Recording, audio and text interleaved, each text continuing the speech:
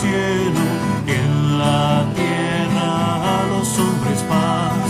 Gloria, gloria a Dios en el cielo y en la tierra a los hombres paz.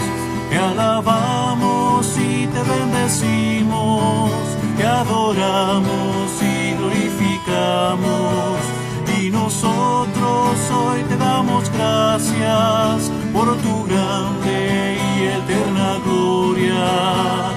Gloria, gloria a Dios en el cielo y en la tierra a los hombres paz.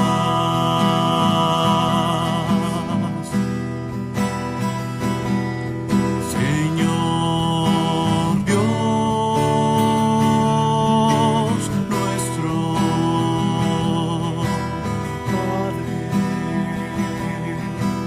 Padre,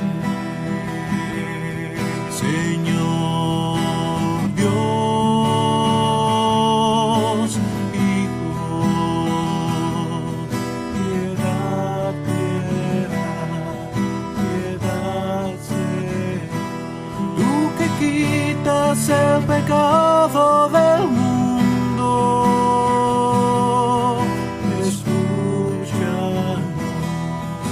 escúchanos, tú que estás a la